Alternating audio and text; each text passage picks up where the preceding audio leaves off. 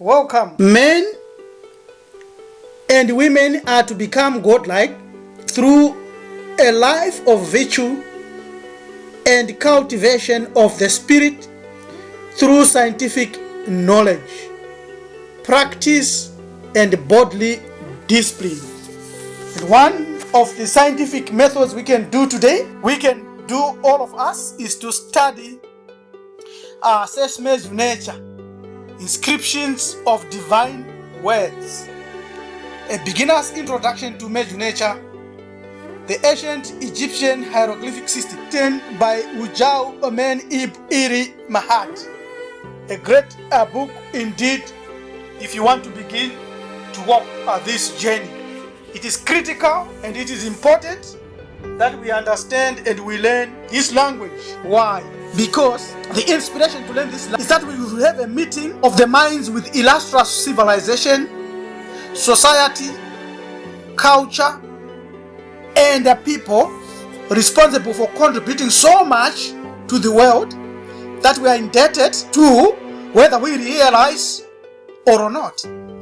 We have often heard the phrase, "Let the ancestors speak," and in order to hear and understand, we must know their language. We are therefore reminded by Dr. Theophile Obenga that Egyptian language must be learned technically because this language is the key to understand Kemet, ancient Egypt, ancient Africa, from an intrinsic paradigm. Positive discussion about Kemet is no longer sufficient, or if our aim is to advance the discipline with sound scholarship. In order for us to have a deep and exciting dialogue with ancient Africa, it is necessary for us to master the Egyptian language. This requirement is imperative, for without it, we have no beginning. So welcome to this brief introduction to our ancient ancestral language. There are debates that ancient Egyptian has not been deciphered. That those debates could be partially correct, but the baby steps have already been taken, and the indications are that we have started to dig a mountain with a fork. But we cannot ignore what has already happened in scholarship. So first we want to introduce the basic alphabet, the monoliterals, which constitute about 25 letters. We'll quickly run through them. A, which is a voucher, or dendera, that's A. And this is a reed leaf, which is I. And also double reed leaves represents Y. Also an arm represents this apostrophe, which is A, which we normally find in the words like ngo or mningina or ngombe. And this is a quail cheek, which is normally U or W. And this is a foot, which is normally B. This is a stool of a reed mat, or square or plain square in other texts, which is P. And a horned viper, sukukuiri, it's F. And also an owl, Z, it's M. And also these ripples or chevron, we normally find them along the great walls of Zimbabwe and Zimbabwe ruins and other Zimbabwe structures. It's N for noir, for water, for waves.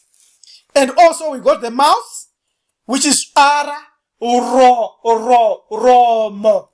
Also it's L, Lo, Umlomo. And an enclosure is like that, it's an H. And also a twisted flax is also Ohlaba, it's also an H. And this round with our lines is R, placenta is H or X.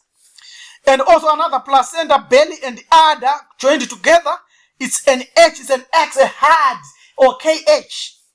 And also two door bolts, these are also Z. And also a folded cloth like that, it's S. A square, it's SH.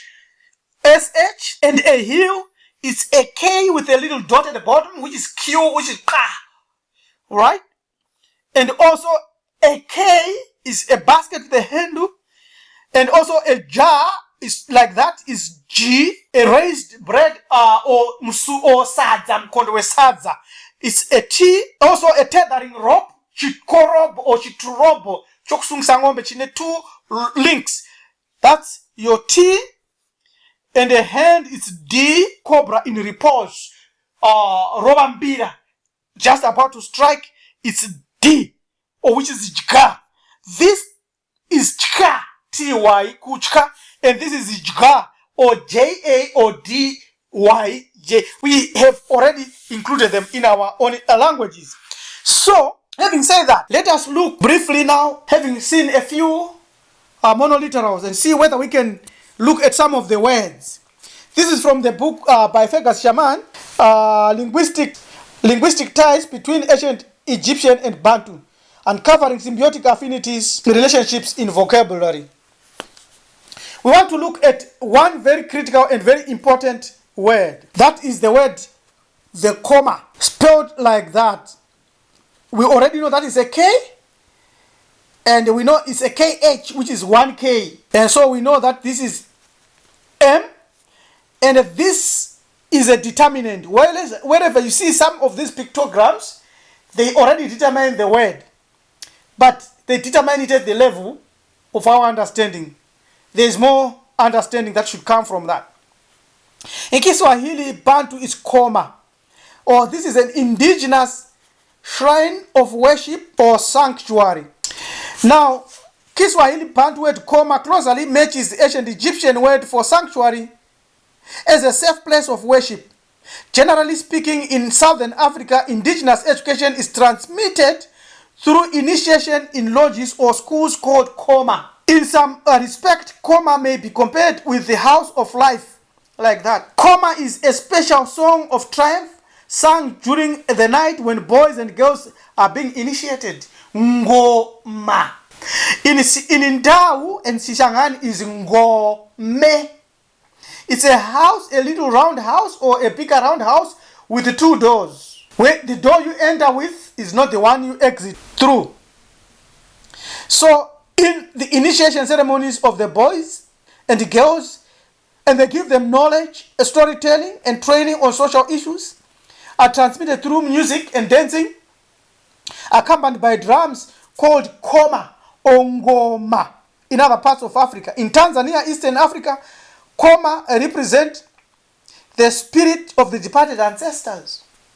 Koma is an indigenous native place of worship and consists of memorial shrine, right? Surrounded by wooden posts, abstractly carved representations of the departed spirits known as koma. In ancient Egyptian also used the word koma for shrine, which we have already indicated as ngome. We go to the other word here, which is aka and watu, which is beings of light, wise, instructing, enlightened people. Watu, wandu, wanu, baka, aka, aka, build. That's our language. That is what we should learn. This is what our ancestors taught. And some of the scribes here, Zoesh, Amenhotep, close by looking at the connection that we have with ancient Egypt. That is the word we are now familiar with, BTU. It's Batu. This B, this is T, and this is U. This is TU, and this is the determinative, a Sudanic country. So, we come now and say here, now it is possible to add to the body of evidence from the hieroglyphics discovered above that a region in the Sudan called Batu or Bantu did exist in ancient times. Alfred M. Imyara is an author and writer and researcher, has shown using various maps that the migration also took place further up north and from Egypt into the Sudan. That's what? That's migration, right? Right? That's the place where we were. And then the migration was always around Africa. There was no Middle East. From north to west, to east, to south, and also back towards the north. All around Africa. ancient Egyptians. The meaning of Bantu means the people. There is no other word that is as rich as this word Bantu. It means language, it means people, it means spirit, it means divine, it means everything. So you see, the set of hieroglyphics there of the foot which defines the place, position, and having the phonetic sound B. The sign is followed by the bird pronounced as Ba and denotes the soul together with the glyph for bread T, which is material. So connecting the divine and the material. Given as T, which this T is now this little T. That means you have crossed from the invisible, you have crossed the boundary of dimension to visibility. And the quail chick, W, is a wave. You are a spirit. And the U, you have come down and you are going up. That's what Bantu means. And the determinative, which is like that, which indicates a sandy hill country or over green cultivated land. The following diagrams show the possible migration of the Bantu from central Sudan. There we are. Yes, let us look at what our ancestors warned us concerning this language. They say, as they speak to us, they say, keep this teaching from translation in order that such mighty mysteries might not come to the Greeks and to the disdainful speech of Greece with all its looseness and its surface beauty, taking all the strength out of the solemn and the strong, the energetic speech of names. They continue to warn us and say, unto those who come across these words, their composition will seem most simple and clear, but on the contrary, as this is unclear and as the true meaning of its words concealed, it will be still unclear.